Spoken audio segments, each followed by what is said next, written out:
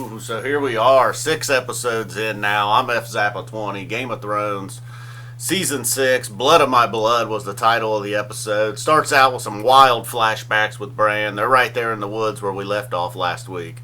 I think even the Mad King was part of his flashbacks. He sees his young father in there again. Also on the way to see Sam's family.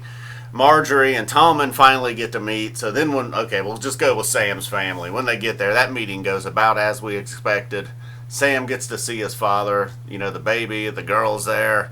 So his mom seems nice, his sister seems nice, but Sam's dad's the big asshole that we've heard about. He doesn't want Sam there, telling him he's worthless, fat, just giving him the deal, basically. He agrees to take the kid and kind of take the wildling girl, make her a cook or something, so Sam says no deal. He's going to bail in the middle of the night. He also takes the family's Valyrian sword. That's kind of nice. I worry about that sword being in Sam's hands, though. I know Sam's done some cool shit, but let's be honest. If it wasn't for Jon Snow, he'd be a dead man already. I know his girl gave him a nice little pep talk there at the table and afterwards, but just wasn't happening. We get more Arya, of course. She says she's off to kill the actress chick. She watches a little bit of the play again. Luckily, we didn't have to see Joffrey's fake Joffrey's dick and balls this week.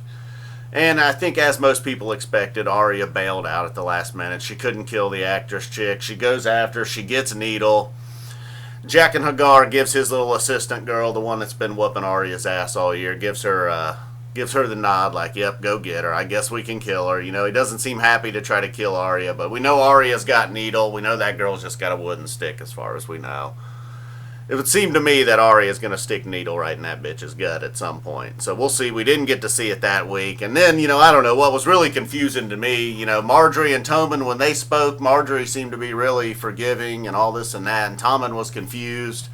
So then Jaime shows up. She's going to give her walk of shame. Jaime shows up with the army and the Tyrells. That old Tyrell bitch was there. But the High Sparrow had gotten to him. He was like, he threw his card down.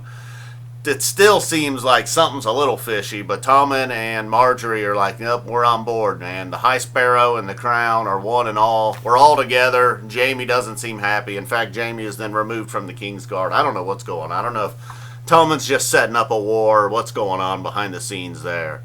Perhaps that's what's going on, but as of right now, he claims he's teaming up with the High Sparrow and the whole religious deal. Jaime, like I said, wasn't happy. Then let's just get to and then Benjen Stark. We finally get back to Bran.